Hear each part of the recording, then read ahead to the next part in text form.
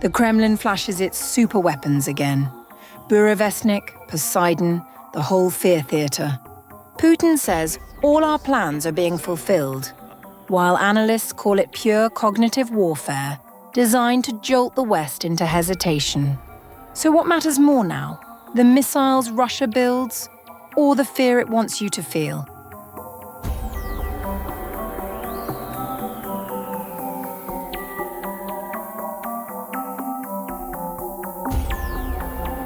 For the first time in years, the Kremlin has officially claimed to have tested one of its so-called superweapons, the Burevestnik nuclear-powered cruise missile.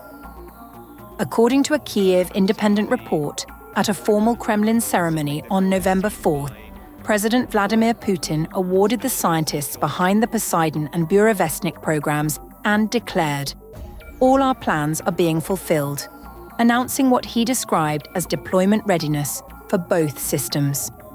These platforms are part of the 6 next-generation strategic weapons unveiled by Putin in 2018, marketed as tools to restore Russia's nuclear deterrence capability. They include the Sarmat intercontinental ballistic missile, Kinzhal air-launched hypersonic missile, Avangard hypersonic glide vehicle, Peresvet laser system, Poseidon underwater nuclear drone, and Burevestnik nuclear-powered cruise missile. But with Russia's war effort in Ukraine stalled and Western support for Kiev largely intact, analysts say these claims appear aimed at shaping perceptions, not battlefield realities. George Barros of the Institute for the Study of War, speaking to the Kiev Independent, said, Putin's recent trotting out of these weapon systems is a cognitive warfare effort. It's designed to evoke emotional responses, primarily fear, to shape Western countries' decision-making vis-à-vis Russia and Ukraine, and create intellectual priors that Russians can then exploit in the future.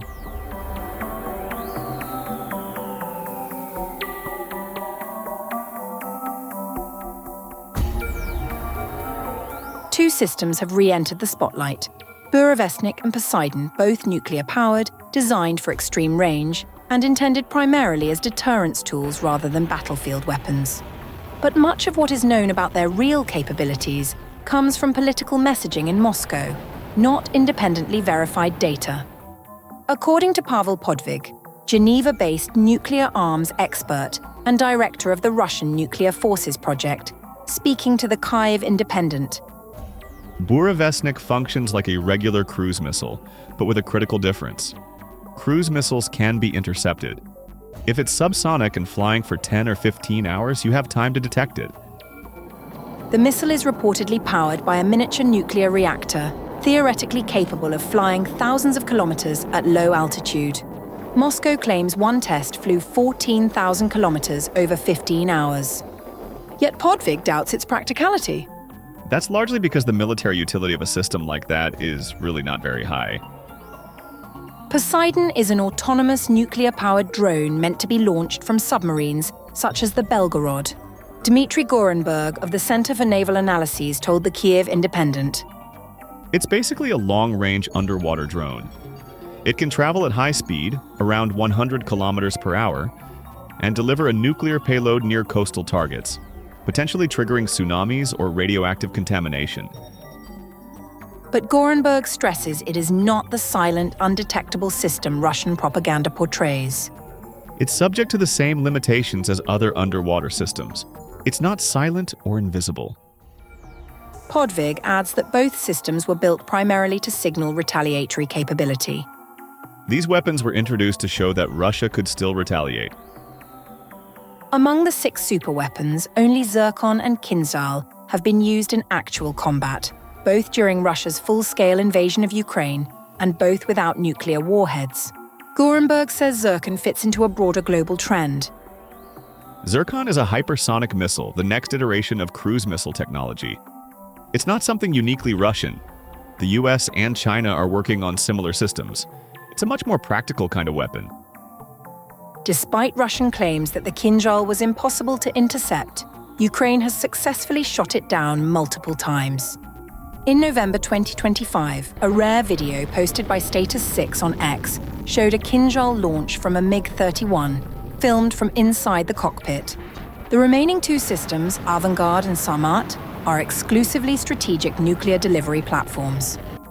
Ankit Panda, Stanton's senior fellow at the Carnegie Endowment for International Peace, explained, These are weapons designed to inflict damage to the United States in a full-scale nuclear war.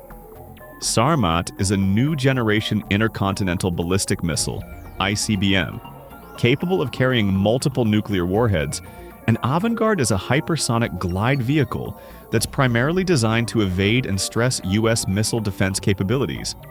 And that's actually a common theme with a lot of these capabilities.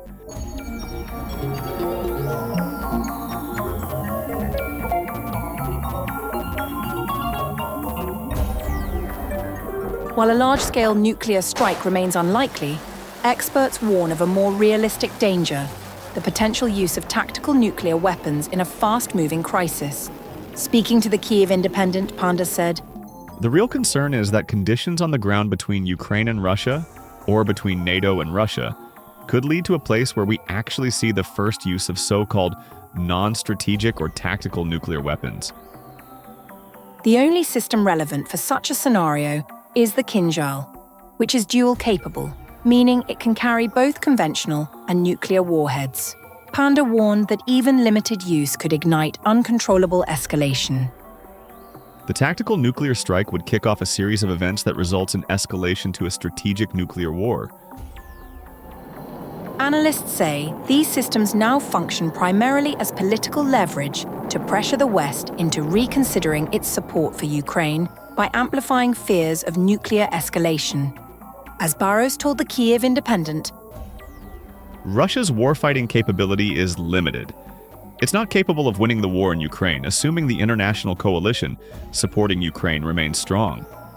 So Putin depends on us taking ourselves out of the supporting role by worrying about escalation, risks, and nuclear fears. From a broader standpoint, Barros argues the fundamentals of nuclear deterrence have not changed since the Cold War. He told the Kyiv Independent, If deterrence no longer works, then we have much bigger problems than anything Russia could do in Ukraine.